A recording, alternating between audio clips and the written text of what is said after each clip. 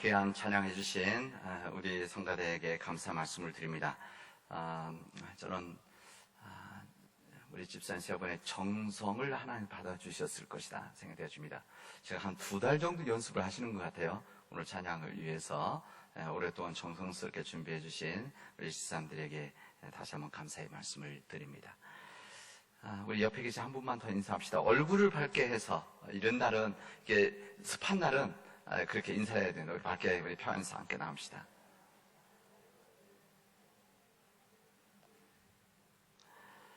어제부터 장마가 시작되었습니다. 최근에 있어서 몇 년 동안, 꽤 긴 시간 동안, 옆에서 얘기하는 것보다 긴 시간 동안 가장 늦게 시작된 장마다 이렇게 이야기합니다. 예측할 수 없는 날씨이기 때문에 이번 해에 이 장마 동안 어떤 일이 이루어질지 어느 누구도 모른다, 이렇게 이야기를 합니다. 하나님께서 우리들을 불쌍히 여기셔서, 특히 우리 남원 지역은 작년에 큰 많은 피해가 있었는데 하나님께서 우리를 불쌍히 여기셔서 이번 한 해도 큰 피해 입지 않고 잘 감당할 수 있기를 우리들이 기도하도록 합시다. 이런 날씨와 가장 밀접한 우리의 삶은 농업입니다. 우리 사회가 다변화되어져서 여러 부분들이 더 커지고 농업 부분이 줄어들었다 하지만 우리 삶에서 가장 중요한 것은 여전히 농업입니다. 우리 생명, 먹거리, 우리 농사라는 것이죠. 그래서 이런 때 우리 백주 감사주일을 맞이해서 하나님 앞에 감사할 수 있는 귀한 주일이 되어지기를 바랍니다. 본래 이스라엘 2개의 감사절이 있습니다. 밀이나 보리 등 박곡식의 추수 열매, 그 성경 표현되면 첫 열매를 드리는 맥추절, 이거 성경은 77절 이렇게도 말하는데 이 맥추절이 있습니다. 출애굽기 23장 16절에 보면 맥추절을 지키라, 이런 데가 수고하여 밭에 뿌린 것의 첫 열매를 거둠이니라, 이렇게 말씀하십니다. 그러니까 첫 곡식을 수확을 하고 나서 첫 번째 열매로 하나님 앞에 감사드리는 것이 맥추절이고 77절이라 이렇게 알려주시고, 이 가을에 포도와 올리브 열매를 추수하면서 가을에 드리는 초막절이 있다는 것을, 성경은 우리들에게 2번의 감사절이 있다는 것을 알려주십니다. 성경 원문을 보면 이 맥추절이라고 하는 것이 꼭 보리만을 말하는 것은 아닙니다. 일반적인 추수에 관련된 말씀입니다. 그리고 추수가 모두 끝난 후에 드리는 것이 아니라 바로 첫 열매를 수확한 다음에 하나님께 드리는 것이 이 맥추절이라고 하는 것을 성경은 우리들에게 알려주십니다. 이 첫 열매에 대한 이 부분은 우리 창조주 하나님, 그래서 창조 신앙과 밀접하게 관계되어져 있습니다. 이 세상을 지으신 분이 하나님이시기 때문에 이 모든 것들은 하나님께로부터 왔다는 것을 고백하는 것이죠. 우리들이 사도신경을 우리들 매주일 예배 때마다 고백을 하듯이, 이거 왜 그런가 하면 우리 신앙의 하나님, 사도신경도 하나님, 예수님, 성령님, 교회에 대한 부분을 같은 내용을 매주 반복하지 않습니까? 왜 반복하느냐? 중요하기 때문에 잊어버리지 않도록 그렇게 하는 것이죠. 마찬가지로 이 맥주 감사주일도 창조주 하나님께서 우리를 창조하시고 이 모든 농사를 주님께서 주관하시고 이 모든 일들이 하나님의 것입니다. 하나님의 주님, 이것을 매년 고백하고 잊어버리지 않도록 하는 것, 이게 바로 맥추절입니다. 이것을 하나님께서 자랑하시기 위해서, 아니면은 이것으로 하나님이 무슨 소득 얻기, 이것이 아니라 궁극적으로는 하나님께 감사를 드리지만 이 감사를 드리는 우리 인간들이 이 세상에서 잘 살아가도록, 복된 삶을 살아가도록 하기 위한 주님이 주인이시라는 것을, 그래서 인간이 교만해지지 않도록, 인간이 하나님 앞에서 이 모든 일이 인간이 했습니다. 우리가 했습니다. 우리의 능력을 했으면 이것을 이겨나갈 수 있도록 하기 위해서 이 모든 일의 주인은 바로 하나님이십니다. 이것을 고백하도록 해주신 것이 우리 맥주 감사주일입니다. 이번 전반기 동안 우리가 베풀어 주신, 우리가 농사를 안 지었어도 우리 농사 우리 다 먹고 살아가는 사람 아닙니까? 우리 농사 짓는 분들은 여기 계신 우리 상업 식당, 모든 병원, 이런 분들이 없으면 농사 짓는 분들이 살아갈 수가 없는 거죠. 그래서 이 모든 일들이 함께 하나님 앞에 감사드리는 것이다. 이 감사에 주님 앞에 드리는 예배가 되어지기를 바랍니다. 예수님 당시에 거룩한 삶을 살아가려고 애썼던 여러 사람들, 여러 그룹들이 있어요. 그 중에 한 그룹들이 바리새인들입니다. 우리는 성경의 바리새인들에서 그냥 부정적인 이야기만 하지만 그래도 어쨌든 그 당시 때에 하나님의 말씀대로 좀 구별된 삶, 성별된 삶을 살려고 했던 사람들이 바리새인들입니다. 이 바리새인들이 오늘 본문의 누가복음에 보면 예수님 앞에 와서 질문을 하게 되어집니다. 무슨 질문을 하는가 하면 하나님의 나라가 언제 임합니까? 하나님의 나라가 언제 이 땅에 임합니까? 이 바리새인들이 주님께 질문하는 이 하나님에 대한 질문은 그들은 사실은 예수님 누구이신가를 질문하는 겁니다. 예수님 누구이신가? 예수님 어떤 생각을 가지고 계신 분이신가?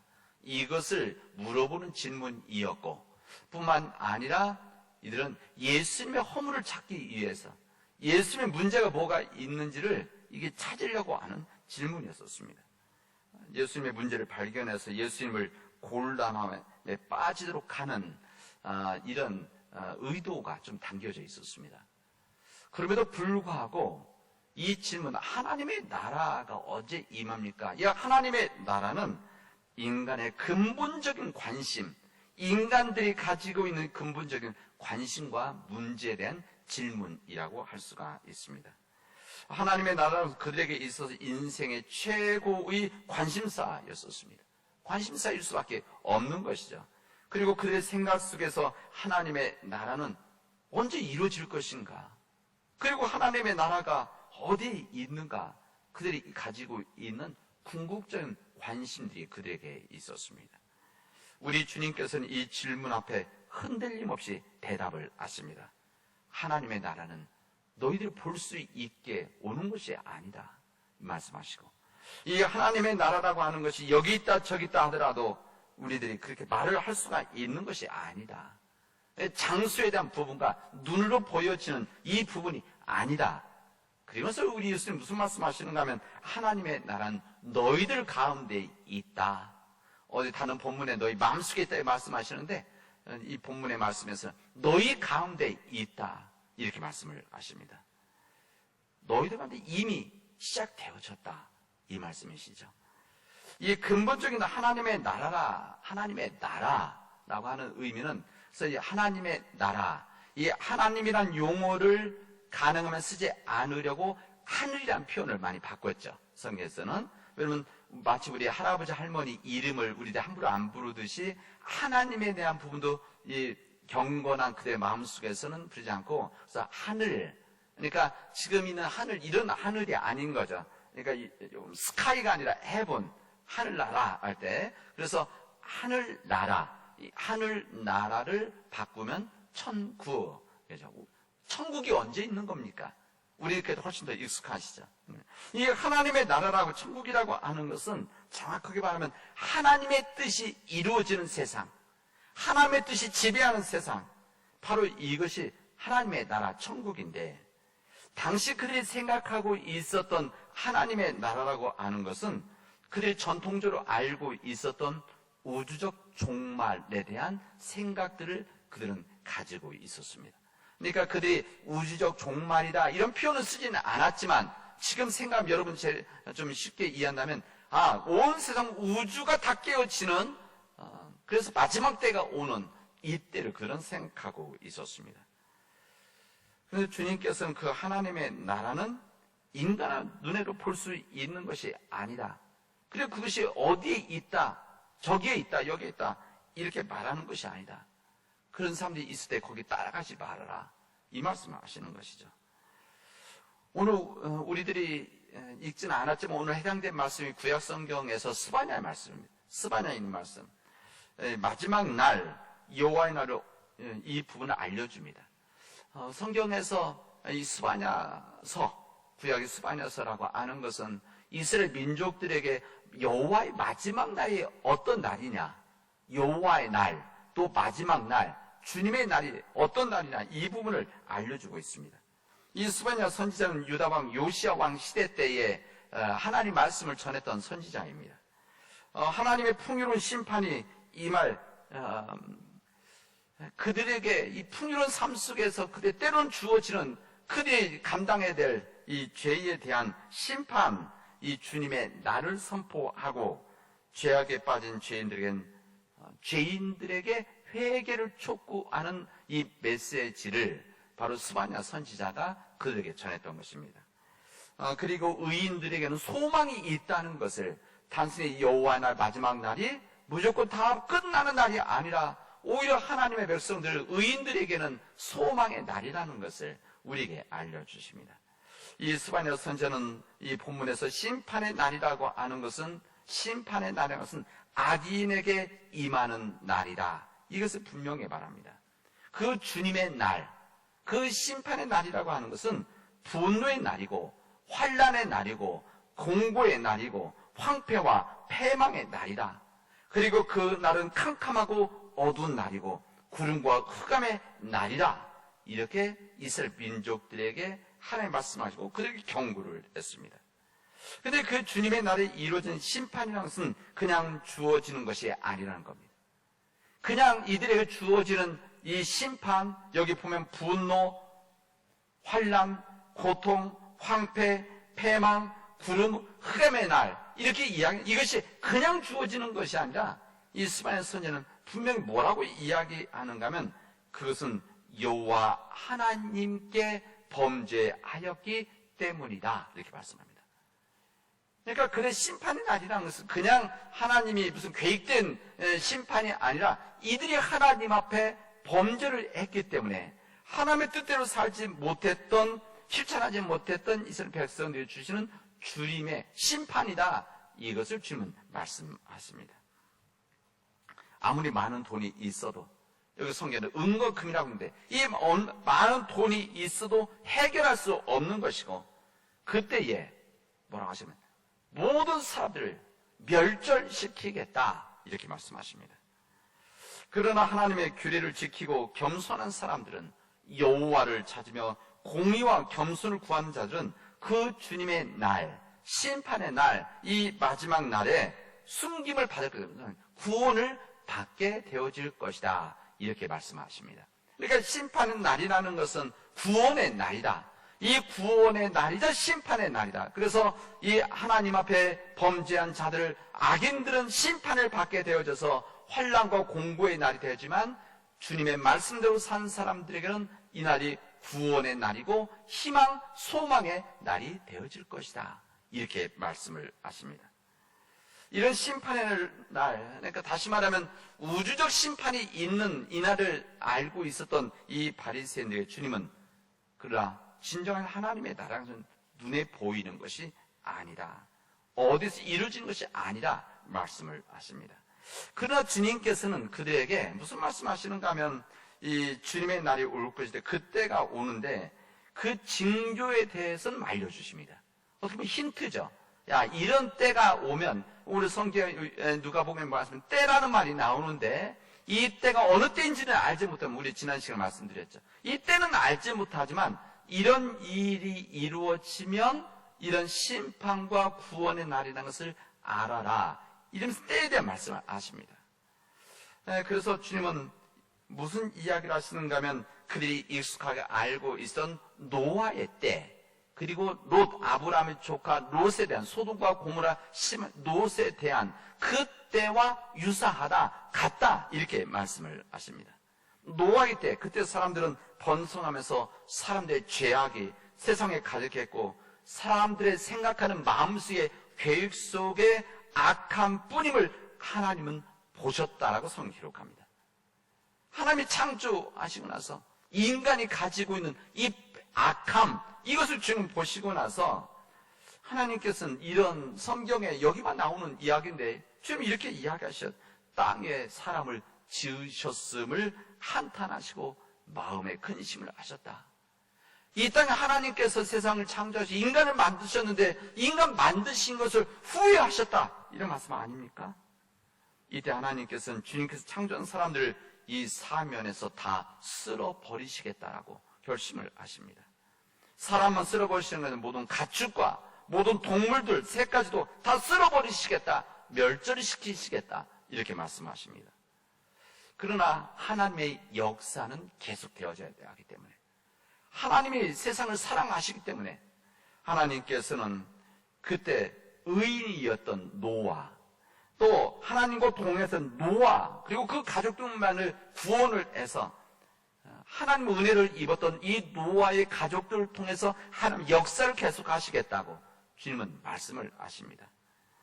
그런 하나님의 역사 가운데 노아에게 자신의 가족들 그리고 동물들을 구원하시기 위해서 방주를 만들려고 하십니다. 축구장만한 방주죠.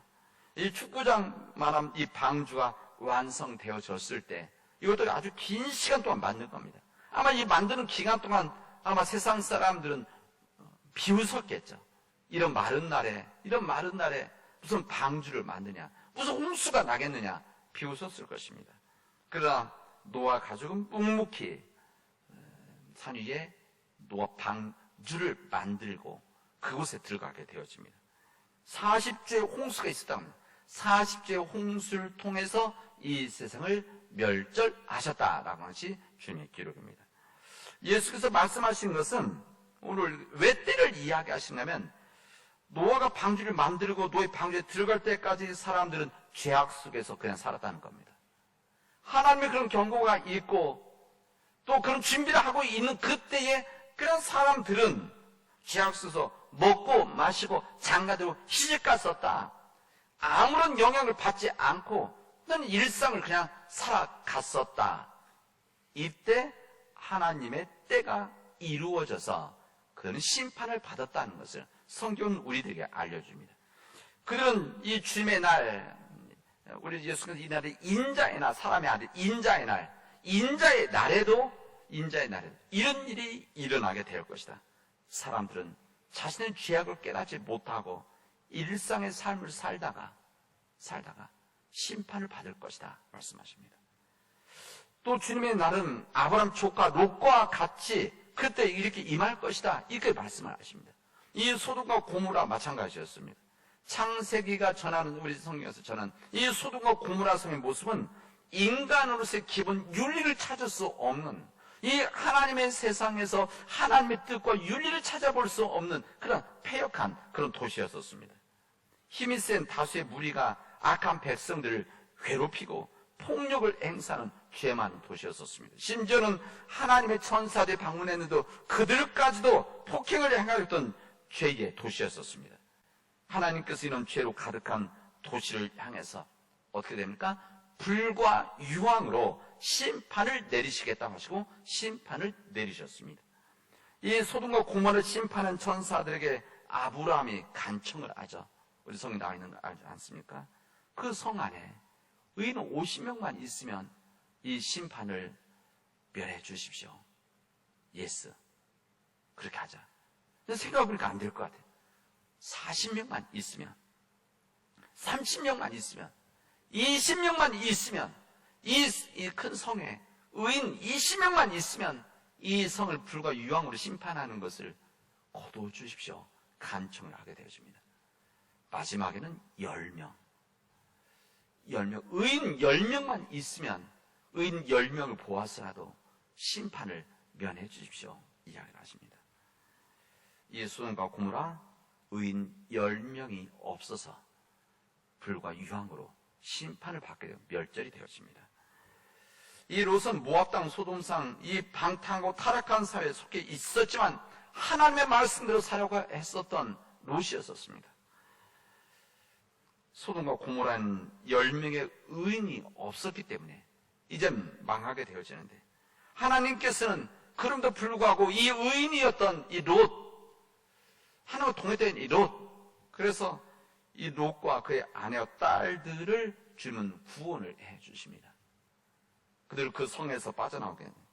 소돔으로부터 탈출할 기회를 하나님 다시 한번 롯을 인해서 주시죠. 그래서 성경은 예수님의 말씀에는 그 성에 자리에 서 있던 롯의 아내를 기억을 하라 이렇게 말씀하십니다. 이 성경 자세히 나오는데 왜 이 말씀 하셨을까? 하나님의 산 뒤에서 어떤 소리가 나더라 돌아보지 말라고 하십니다. 이 불과 유황으로 심판받아서 멸망받을 이 순간 고무라 뒤를 돌아보지 말아라.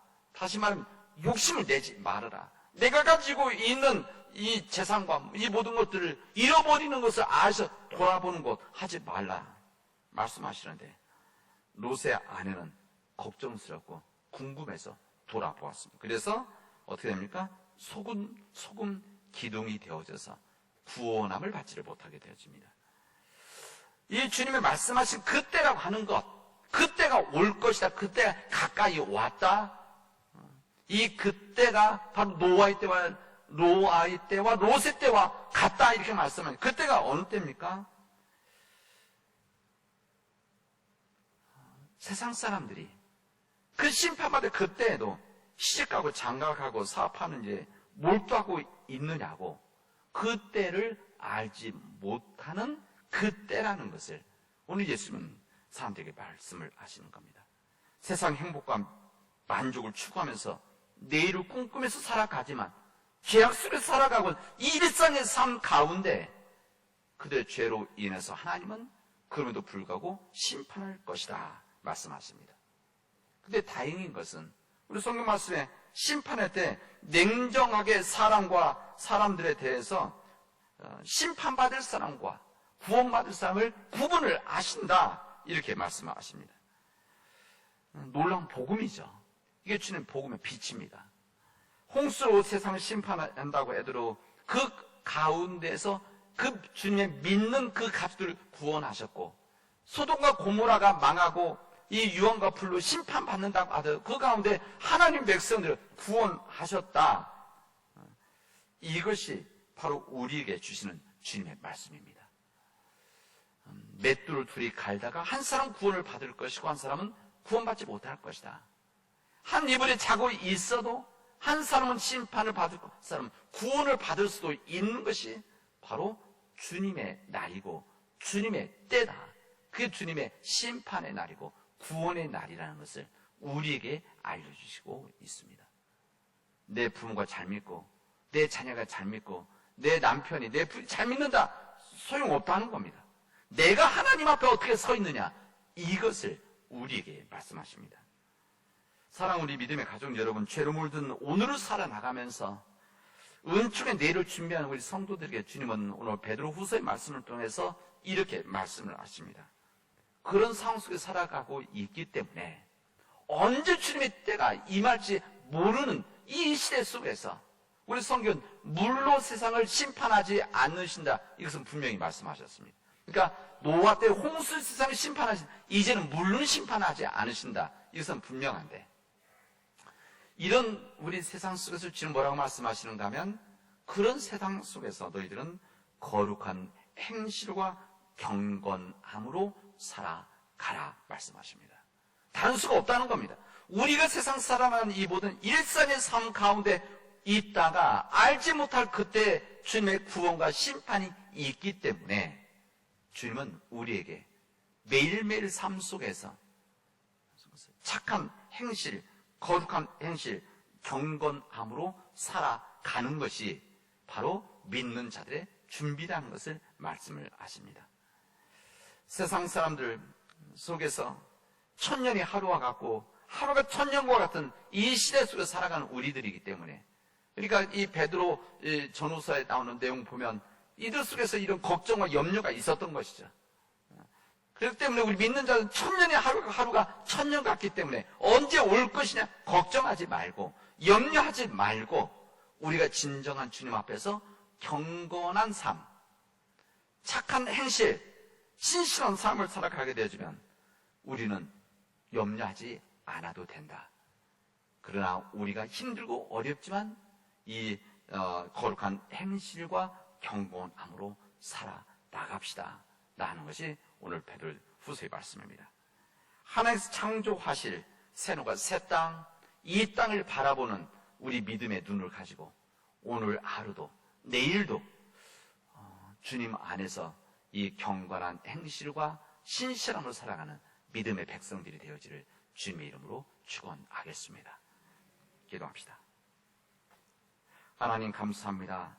하나님 우리의 의지로 감당할 수 없사오니 우리 거룩한 행실과 경건함, 이런 믿음의 삶을 살아가기 위해서 우리를 붙들어 주시옵시고 주님 우리를 인도하여 주시옵소서. 하나님 간절히 원하옵기는 내 사랑하는 우리 모든 가족들, 내 남편과 부인이, 그리고 내 자녀들이, 우리 부모님들이 하나님 안에서 주님 구원함에 받는 삶을 위해서 하나님 우리가 때를 얻든지 못 얻든지 주님을 전하게 하시고 주님의 날을 그들에게 전하고 또 세상에 이 증상을 경고할 수 있도록 인도하여 주시옵소서. 이 모든 말씀을 예수님의 이름으로 기도합니다. 아멘.